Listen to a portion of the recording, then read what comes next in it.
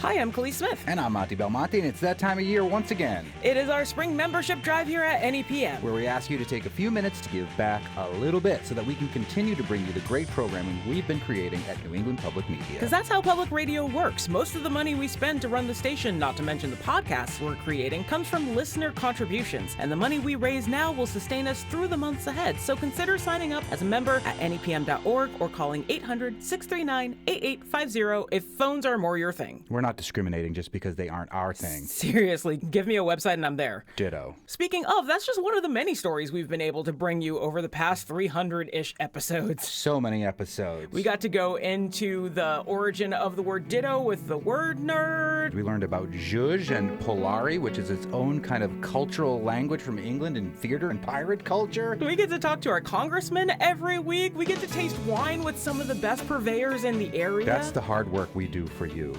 We also get to go out and meet our farmers and find real cool, neat little gems sequestered throughout the 4 counties of Western Mass. We also got to follow the story of the rebirth of the Iron Horse from the beginning to where we took you there live to the grand opening days. It's just that kind of stuff. Exactly. But it's also bringing you more and more NEPM content every day. It's jazz. It's a new podcast, The Secrets We Keep. It's in the news roundup show, The Rundown. Not to confuse you with directions. And frankly, there's never a better time to contribute than right now. We're asking you to fit giving into your busy schedule to make the time to support NEPM now. Just 2 minutes and you can make a one-time gift, or even better, becoming a sustaining member of NEPM for as little as $5 or $10 a month. Or more if you want to. Who are we to judge? Sky's the limit, really. Because there's so much more we want to do here at the show and at NEPM writ large, but we'll only be able to get them accomplished with your help and your generous donations. Every contribution makes a difference to NEPM and our ability to inform you of what's happening in Western Mass and around the globe. Giving what you can really does help. So head over to nepm.org or call 800-639-8850 and give today to ensure that NEPM is always on the radio. And in your podcast feeds. Right. And now, on with the show.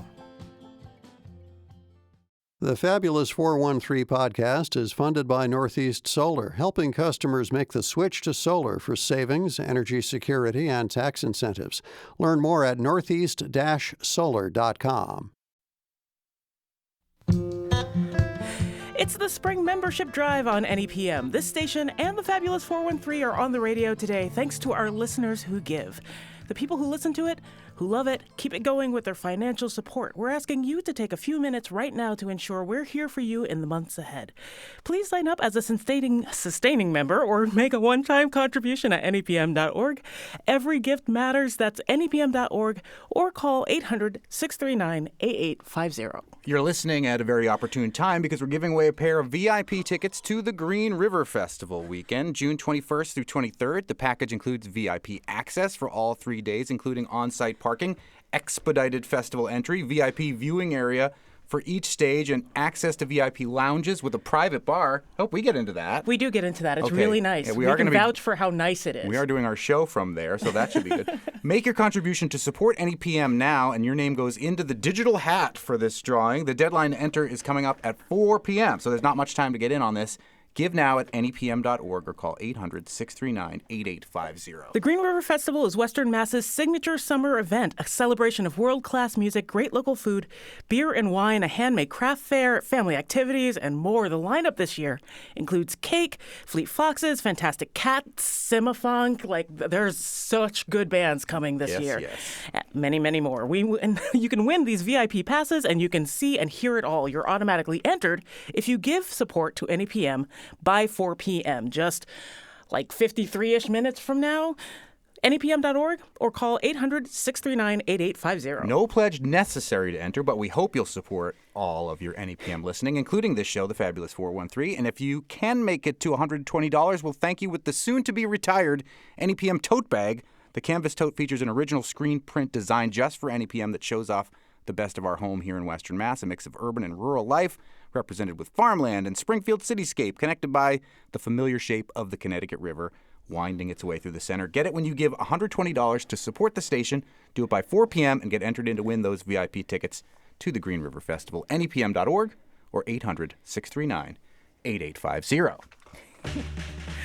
Welcome to the Fabulous 413. I am Khalees Smith. And I'm Monty Belmonte. Later in the show, Live Music Friday, this band that you're hearing right now, Spouse, with a powerhouse musical tag team, sold out the New Again Iron Horse in Northampton tonight. Spouse and Erin McKeown. And Wine Thunderdome inside Bottle O on King Street in Northampton. But speaking of Spouse, today is the 20th wedding anniversary of Heidi and Gina Norton-Smith. Congratulations! Why is this particular couple and this particular wedding anniversary important?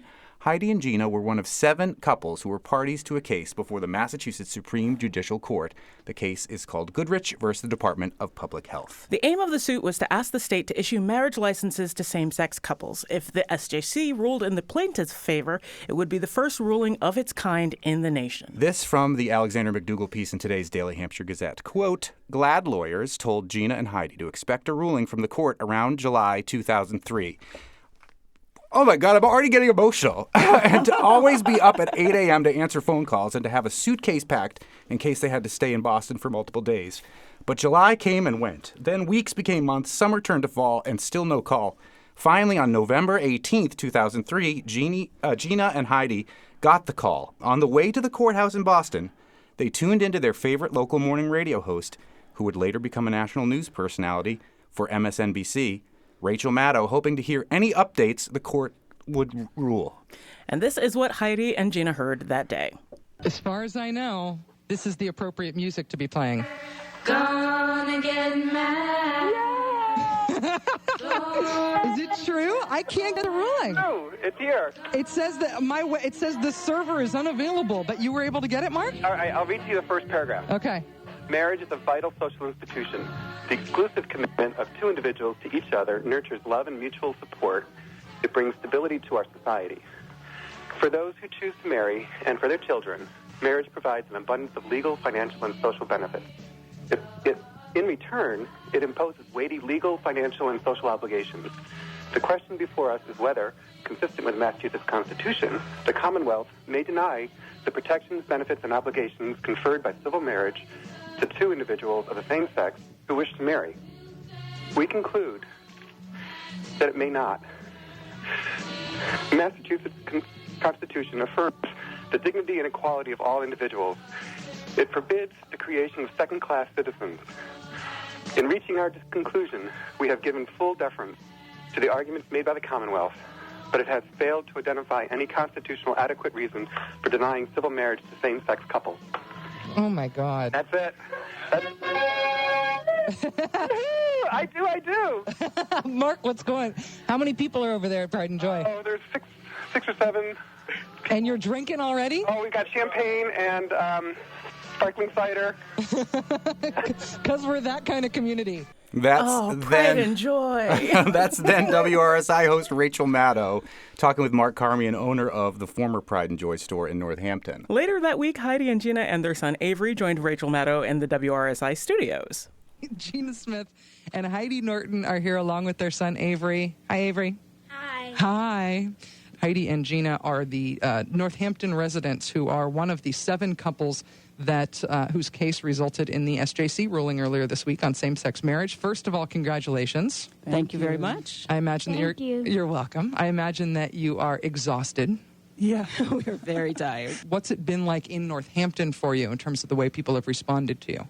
People have been incredibly supportive of us. People that we know have asked, what can we do to be helpful, child care, or, unfortunately nobody's asked if they could come clean our house, but I'm waiting on that. I have to tell you, the day of the decision, when we got the call at 5 after 8, we had been packed for July. So we had shorts and, short sleeve Oh, because you got a bag ready on the day that we thought that the SJC was going to rule in July. And so then we had to unpack all that stuff and find clean clothes. So that day we were running around, and Joe Comerford, I called Joe because the time was getting long. He's like, Joe, come, we need gas in the car. We won't get to Boston while we pack. So she came, and Kelly Gallagher came and brought us food, and we were able to get off. So it was great. And gassed up the car for Yes. you. The little practical things can be very important at these times. That's right, and we got to leave town with hugs, which was really important, and some of the most oddly shaped carrots in the world, which entertained the boys in the car. It looked like people's legs. People's legs. Very nice. Yeah, like... Well, Joe Comerford and Kelly Gallagher, I've always known they were resourceful, but I never knew just exactly that. Kelly Gallagher, a filmmaker, right? And then Joe Comerford, pre-Senate. Yes. Just a friend, but she did take out a full-page ad to honor you in the Daily Hampshire Gazette today. What was it like going back in time 20 years, Heidi and Gina, who join us in the studio, to hear that from 20 years ago? Heidi? I'm speechless. hearing that radio show, I didn't even remember that we were there, and it's a time warp. It's all unfolding. It's I can't put words to it. I don't remember being on the show with Avery, but hearing his voice is bringing back so many. The 7-year-old Avery's voice. And now that 27-year-old Avery is with us this week, it's such a gift. Thank you. You're welcome. Really is such a gift. After the show, I'll give you the whole 7 or 8 minutes that you're on with Rachel Maddow. I keep exquisite archives. So it was very easy for me to find It's true. that. They've come in handy a lot. Like a lot. We were wondering in the car as we drove here, as we tell these stories over and over the years, what things are being lost to our memories, which things are not being repeated. And the carrots that looked like legs had not made it into the memory banks. And I'm really glad to be reminded. I did remember there were carrots, but the legs. Carrots. But it seems a lot like a wedding itself, like the day you have pictures to try and remind you of all the things that happen, because so much is happening when you're the ones getting married that like a lot of it gets lost. So it's nice to remind you. That's true. Yeah. I'm all teared up. I know. I thought I was really going to lose it there for a while. In this room Erin except McKeown's in the me. room. She's crying as well. I'm a crier. It's all right. We're human beings. You started this journey that became landmark for the entire nation in April of 2001. The ruling eventually made in November of 2003. How did you get involved in this case with the other couples? Gina? Well, back when we had Avery, Heidi was pregnant with Avery, there was the idea of second parent adoption was very new. So Heidi could give birth to our child, but I could not be on the birth certificate. I was a legal stranger to our child.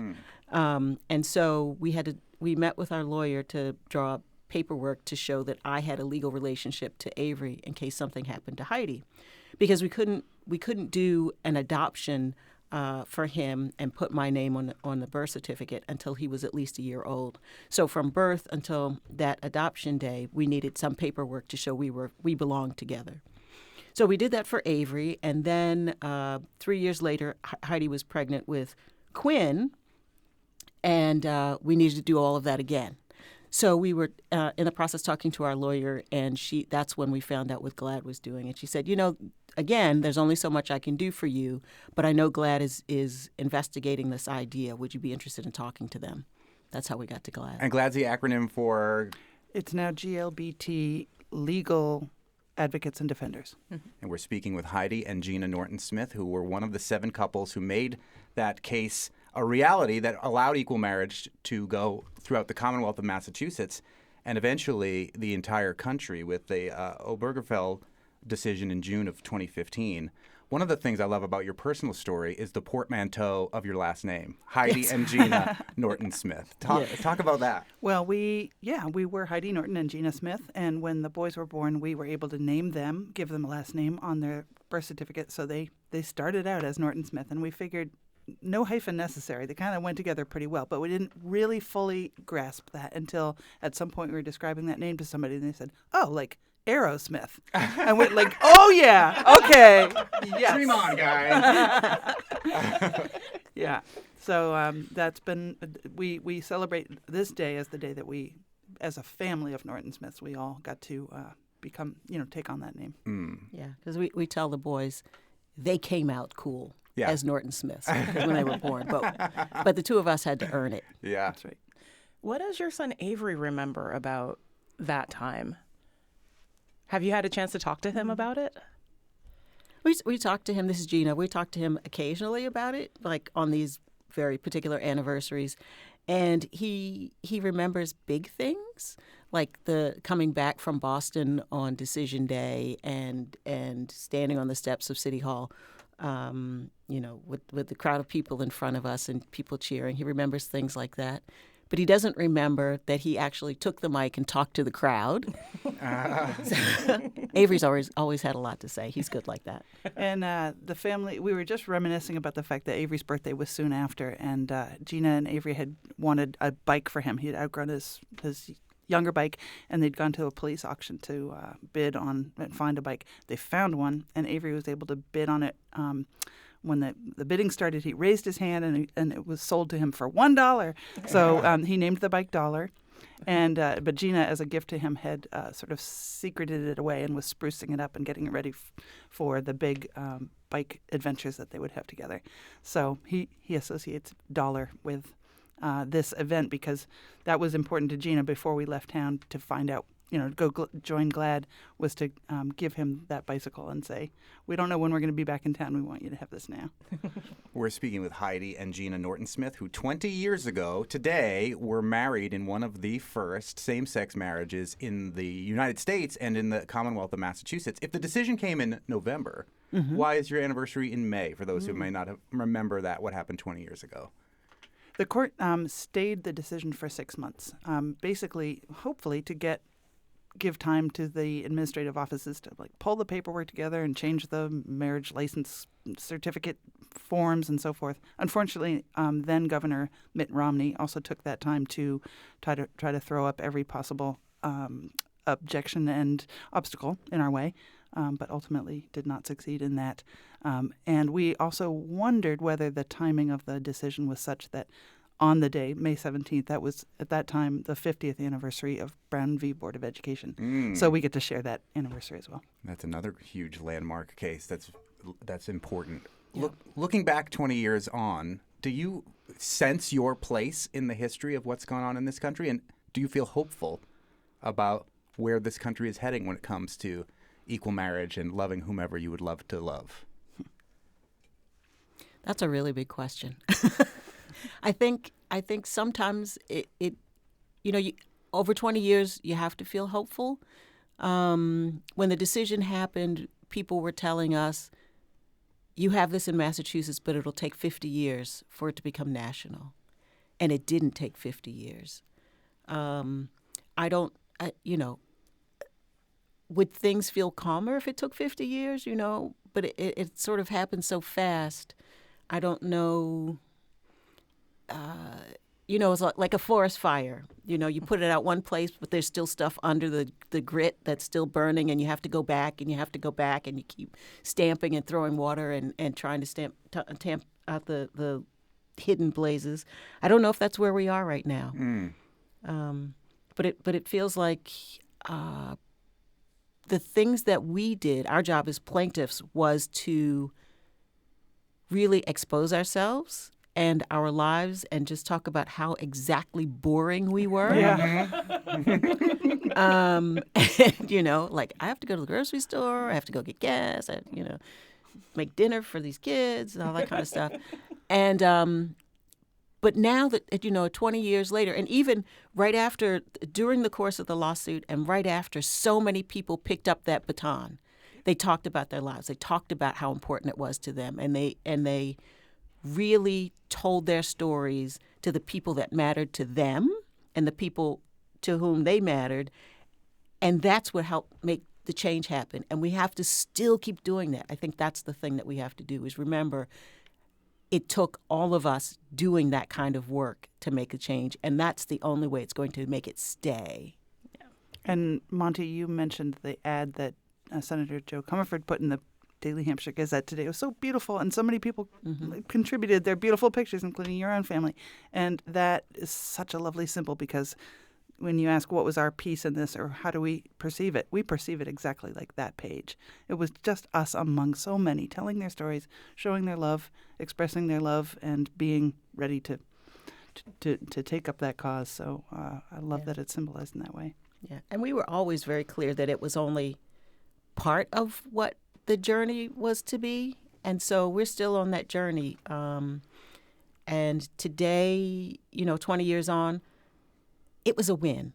It was a big win, and we have to celebrate it because you look around and, who knows when we're going to get another one. So take a moment and, we got to celebrate. Well, we celebrate you both today, Heidi and Gina Norton Smith, on your 20th anniversary, one of the first equal marriages because of your hard work and putting yourself out there as plaintiffs in that case 20 plus years ago. Thanks so much for coming in today. Thank you. Thanks for having us. I remember getting very drunk after the decision. I have a lot of memories about that, too. I was really excited. Coming up, Live Music Friday with a super group of musicians who have sold out the newly reopened Iron Horse in Northampton tonight, Erin McKeown and Spouse. And up next, the Wine Thunderdome travels to Bottle-O on King Street in Northampton, where we'll taste wines from the portfolio of Mary Taylor. You're listening to the Fabulous 413 on 88.5 NEPM.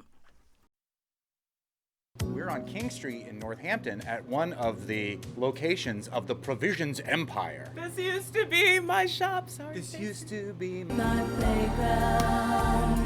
Seriously, we lived around the corner, and all of my roommates, we would just make the trip around when we knew we were out of wine. We often drink at Provisions Longmeadow. There is a Provisions Northampton. There is a Provisions in Amherst, and we are on King Street. What's the name of this place? Bottle-O. Why do you call it Bottle-O? Fun to say. It really is fun to say. Also, Bottle-O Joe works here. Bottle-O Joe, who hopefully will show up later. He's the reason why I was going to come drink here. I came to buy a bottle here the other day, and he was like, why don't you come and do a wine tasting with us at Bottle-O? So I work it out, and he ditches us. I'm a little peeved. He's officially no-show Joe now. No-show Bottle-O Joe. Oh, no, Joe. Bottle-O does have a little bit of a different vibe than the other Provisions places, too. It does feel more of a corner store vibe, but wine level-wise, it's not like grocery store wine. Emphasis on the gross. Yes. Beer level-wise, same. The selection's always been fantastic here. Thank you. I miss this place so much. This used to be our pride and joy.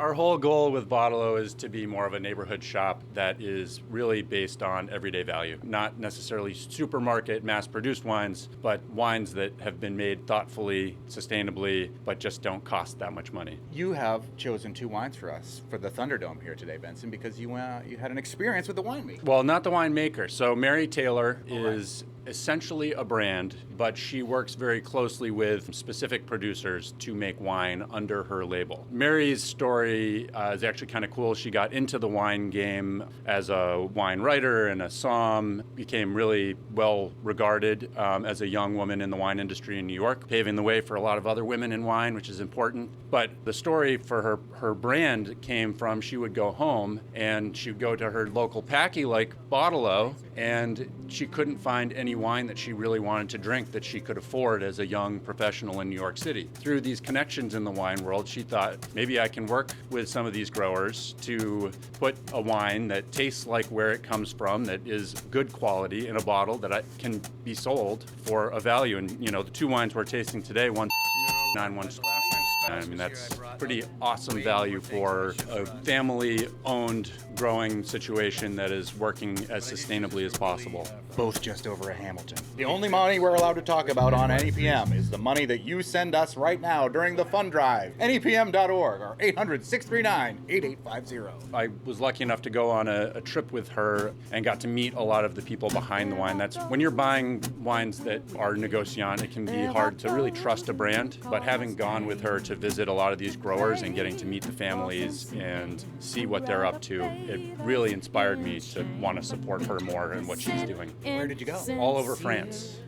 So we actually visited one of the wineries that we're going to taste, which is the Périgord. We created the blend for one of the wines that's coming in the next vintage. That's really fun. Which is really fun, yeah. I think we should probably start with the Périgord, which is sort of... Is she opening up for Taylor Swift on the That's Paramore. Although I will say, there is a place, we're going outside Bottle-O. It's called Peter Rapid Cleaners, Dry Cleaning and Tailoring. If Rapid is going to be in your name, and there's tailoring as part of it, you don't want to call your business Taylor Swift? Oh, wow.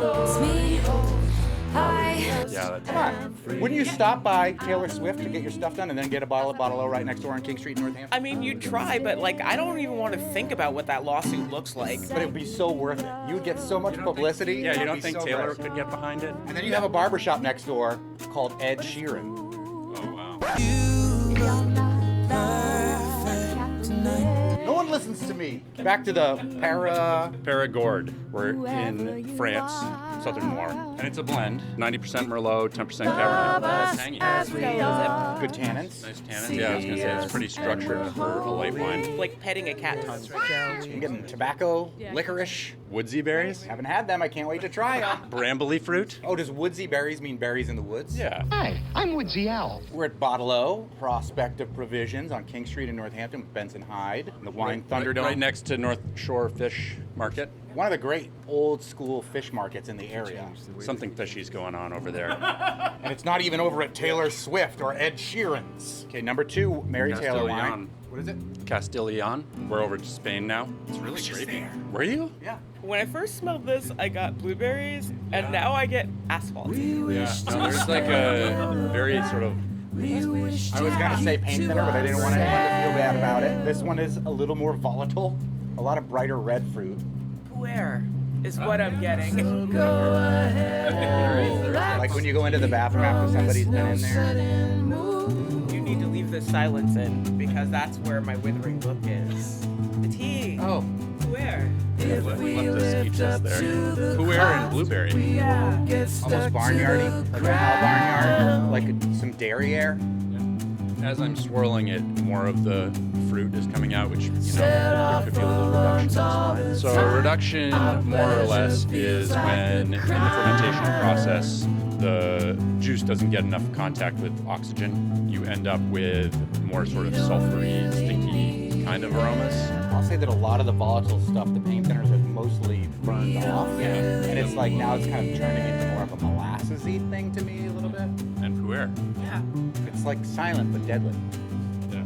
And I think both of these could handle a light chill, so good summer picnic wines. Oh, I can see that. I believe you should chill all your reds. Not all the way down to the coldest your refrigerator will go, but if you're getting it right off the shelf, put it in the fridge for 20 minutes, pull it out and drink it. Americans in general drink their reds too warm and their whites too cold. Going between them, this keeps getting mulchier and mulchier. I like mulch as a descriptor. Oh, Having just been shoveling a bunch of bark mulch, it's all right, are we ready to vote in the Wine Thunderdome? Provisions is Bottle O and 2 Mary Taylor wines.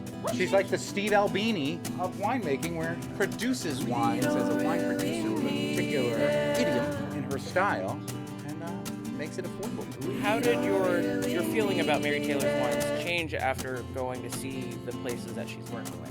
I have so much more respect for the wines. I mean, I had a lot of respect for her wines beforehand because they're really good quality. But now having met, a lot of people that are growing the grapes and seeing how they're doing it, they're crazy sustainable. All of the families were super kind, and they're all family businesses. The 2 wines that we've tried today, Perigord from France and the Castilla y León. Castle and Lion? All of the critique we had of the Spanish wine at the very beginning was almost entirely gone. Like all of the volatile things, all of the paint thinner things, and that is a delicious wine. Is that your choice? No, my choice is the French one. I thought it was going to be so 100% with you. I thought it was going to be so absolutely clear that there would be no competition. I agree. I'm with the French. It's a very narrow thing because I kind of am coming to love how woody this wine is. Lo siento, España. Too bad Bottle O Joe ditched us. No show. No show, Bottle O Joe. Well. Yeah. If it isn't no show, Bottle O Joe. I was asleep. You're the reason I wanted to come taste here. I didn't hear about it until 10 o'clock this morning. I texted Benson about it 3 days ago. That's pretty short notice. Come on, not in the world of daily radio programming. Yeah, but... So wait a second. I think we should make Joe taste these and choose one. Yeah, Bottle O Joe. Bottle O Joe chooses the Spanish one untasted. No, I've tasted it. I've actually had both of them. I love this wine, the Spanish wine. And it's a great value. Smoky, kind of. Juicy. Yeah, I think Khalees had a really good tasting note, which was Pu'er. And I made an inappropriate joke about that. Ta-da! Up next, live music Friday with 2 of our show's favorite performers performing like a gay musical Voltron at the sold-out Iron Horse tonight, Erin McKeown and Spouse. You're listening to the Fabulous 413 on 88.5 NEPM. The Fabulous 413 podcast is funded by the UMass 5 College Credit Union, offering Co-op Advantage checking with cash back on all purchases, plus secure debit card controls, all from the UMass 5 mobile banking app. Insured by NCUA, umass5.coop. Welcome back to the Fabulous 413. It is Live Music Friday, and we're joined by Erin McKeown. Erin McKeown is a musician, writer, producer, professor, ethnomusicologist. Over the last 20-plus years, they have performed around the world, released 11 full-length albums, and written for film, television, and theater, all the while redefining their distinctive and challenging mix of American musical forms. Erin's first musical, Miss You Like Hell, written with Pulitzer Prize-winning playwright Chiara Alegria Hudes, opened off-Broadway at the Public Theater in 2018. I got to go see it. It was fantastic. I'm not the only one who thinks that. It was nominated for a bunch of awards, and I think it was the Wall Street Journal said it was the best musical of the year. Spouse formed in 1995. The band, led by Jose Ayerva and J.J. O'Connell, is a collaboration of several musicians that come together to create, record, and perform frenetic, melodic, anthemic, indie rock, and pop that we are super fans of. Two great tastes that taste great together tonight. But it's sold out. It's at the Iron Horse tonight, and it's going to be awesome. Welcome to Live Music Friday, Erin McKeown and Spouse. Hey. What is this? Gay Voltron? Like a gay musical gay Voltron. Musical Voltron. Which is like, you gotta be a specific age, I think, to know Voltron, but we all are. Although they did reboot Voltron. The reboot is good. It is pretty good. Yeah. Listen, I built like my own Voltron cockpit in my rec room when I was, 7 or 8. And Nice. I was like, I want to be in the Lion. Yes, you do. Totally. Well, before we chit-chat, let's hear a song. We can't just go right into our discussion about Voltron? I mean, well, we can continue the discussion about Voltron here on the Fabulous 413. All right. Yeah. Well, fine. We'll do this. First, a Spouse song, yeah? Yes. 2, 1, 2. We wish to stand in the back. We wish to keep to ourselves.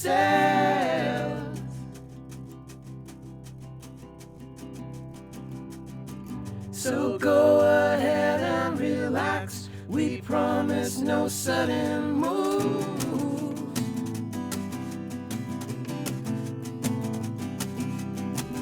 If we lift up to the clouds, we won't get stuck to the ground.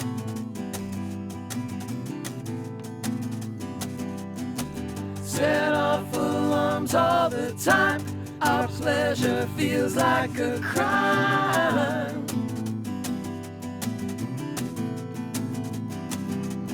We don't really need it.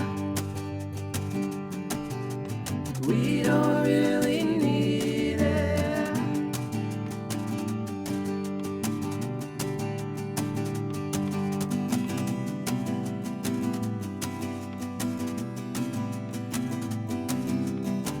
We dig our heels in the dirt. We cultivate all our work.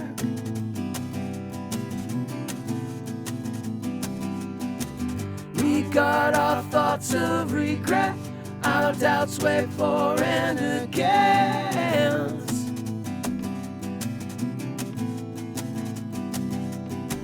We turn our backs on restraint. No more emergency brake.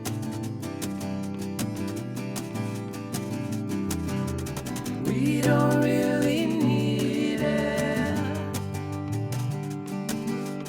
We don't really need it.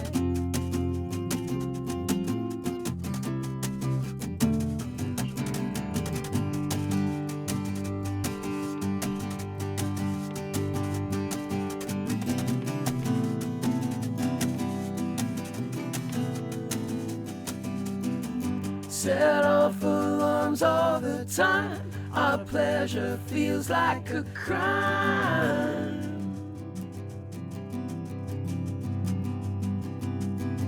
So go ahead and relax. We promise no sudden moves.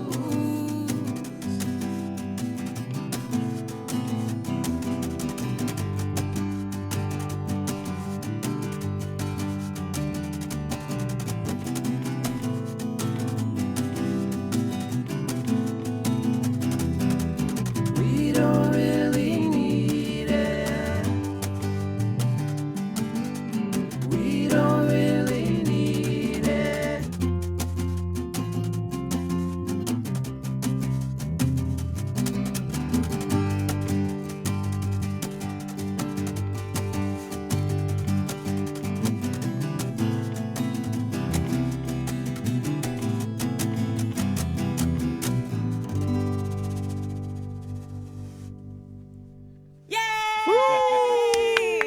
Live Music Friday here on the Fabulous 413 with Spouse, Jose Ayerve, JJ O'Connell, and Ken the Fury Muri on bass with a vocal assist from Erin McKeown on that one because Erin McKeown and Spouse are playing the reinvigorated and tonight sold out Iron Horse Music Hall on Center Street in Northampton. Musical Voltron. Yes. Yeah, Gay Musical Voltron. The lines between us are blurring. How did this collaboration come together? We love each other. Okay, great. Spouse is my favorite band ever. Like, there's no qualification to it. It's not like favorite band in the Valley or like favorite band I know or like whatever. They're just my favorite band ever. And I can't even remember the first time I saw them play, but it's been a while, right? We've all danced at their shows for years. Oh yes. And I made a record in 2021. I was going to tour it, and I think we had talked about doing Gay Musical Voltron, but we'd never put it together. That's the name of the new record. Yeah, That's the name of the new T-shirt. GMV, y'all. And so for the Kiss Off Kiss tour, we did a bunch of dates together where I got to listen to my favorite band play a set, and then my favorite band got to be my band for a set. And like we got to all travel together, and I don't know, it was just dreamy, and I think it was cool for the audience too. But anyway, we liked doing it, so we've tried to find other times to do it. But before that, you were on their album doing backing vocals a couple of times, too. Oh, yeah, I've been on a bunch of Spouse albums. Erin and I first kind of began collaborating when I was living up in Cummington. And we worked on There Goes the Road and It Equals Love. Yeah. And she was they were a Berkshire... Is that the Berkshires? It is the Berkshires, right? Cummington? Berkshire resident? It's on the Hilltown. Hilltown. Sorry, thank you. I live in Florida now. Please shame me. I'm just kidding. Wow. Florida man doesn't know Florida where man doesn't know where anything is anymore. Someone has got. We can't all flee. Someone has got to stay and represent. Yeah, you have to plant the flag. Plant the flag. I'm trying.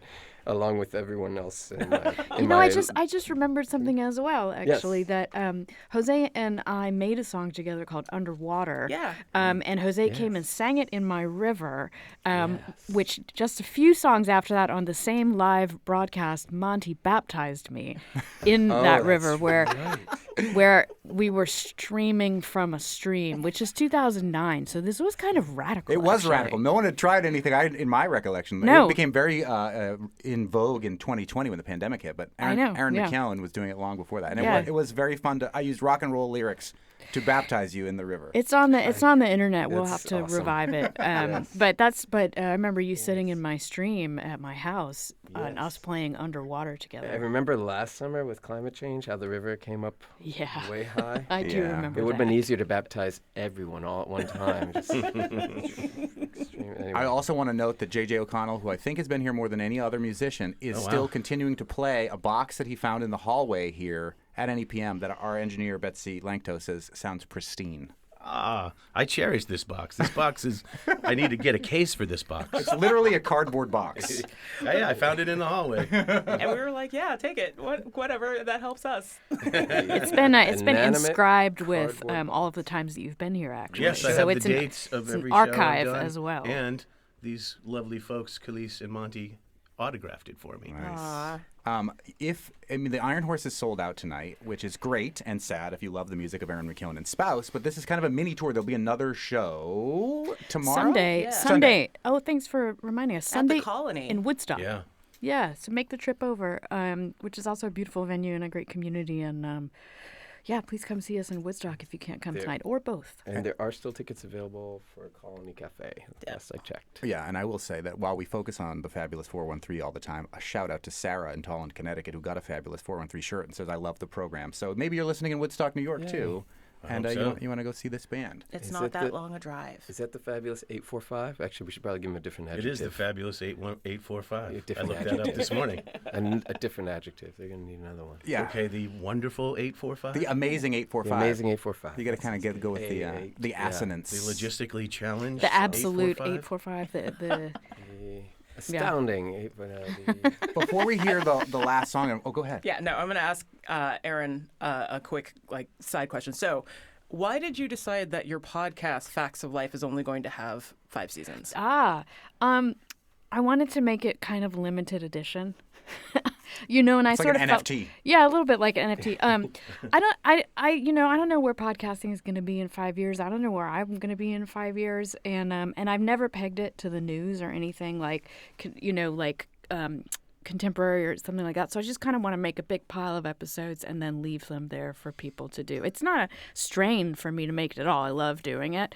But as y'all know, producing a daily show, I mean, I do it every 2 weeks and I don't take breaks from it. And I think I might be done with things to say after 5 years. So, but thanks for asking. That's the best way to keep in touch with me is the podcast. And Jose has been on it. I love listening to it. Yeah, It's he was a guest. wonderful. Yeah, he was a guest on it. We talked about listener. tennis. Yes. Nice. Thank goodness you didn't bring me on to talk about football. American Wait, which football? football? Either one. Okay. Okay. We do have Erin McKeown and Spouse in the studio for Live Music Friday. Before we hear the last song, though, you found out when you first played the Iron Horse. You were looking this up. I looked it up, right? I used to have I still have it, like a journal that I wrote down every gig I did and every cassette that I sold, starting in 1996. And so I went and found the first notation of the Iron Horse in that journal, which was November 10th of 1998. Wow. And it was with Voices on the Verge, so a super group that I was doing at the time. And then my first gig, not with them, was opening for Lucy Kaplansky, maybe 8 months after that. That's and amazing. I think my first headline was in 1999.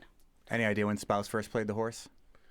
Don't want you to put it on the spot, Jose. 71? Let's talk about football. Oh, we've been talking about this. Yeah.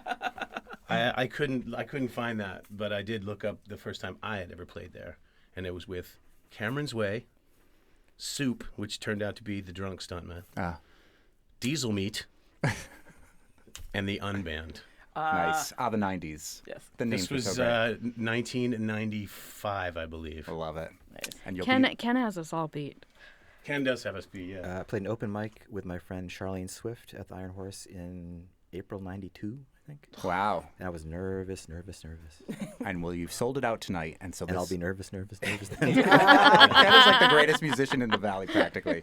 Erin McKeown and Spouse, let's hear one more from you this Live Music Friday on the Fabulous 413. Let's outro.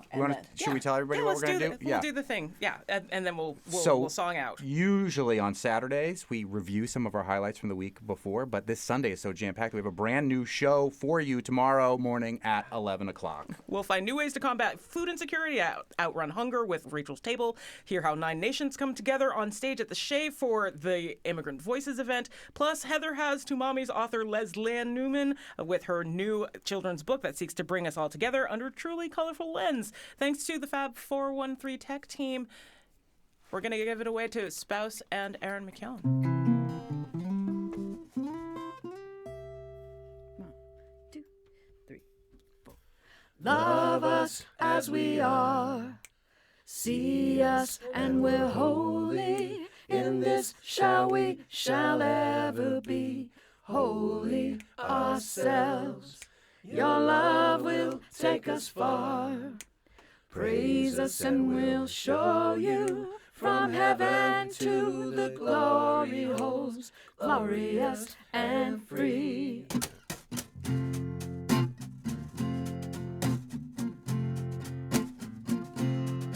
There are those who think we're wicked. There are those who call us names.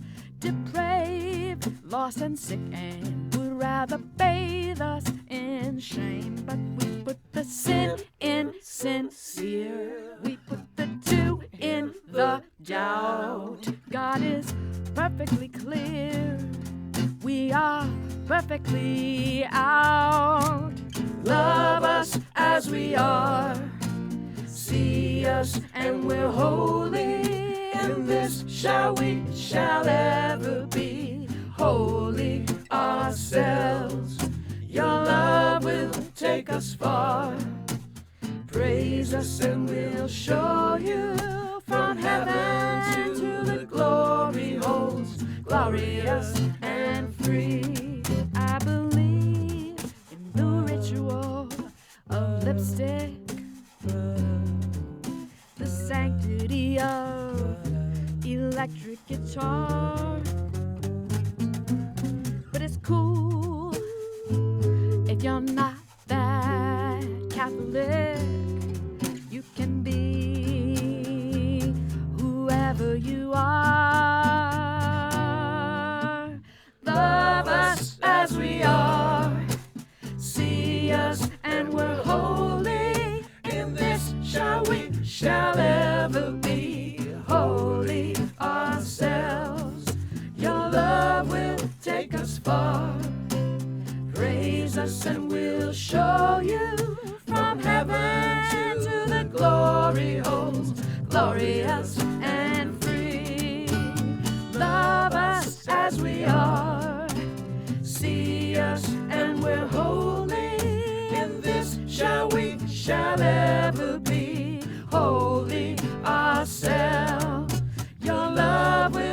take us far.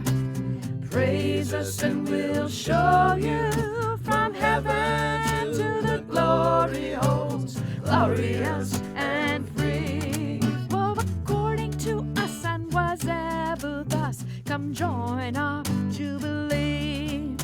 In this shall we, shall ever be glorious and free.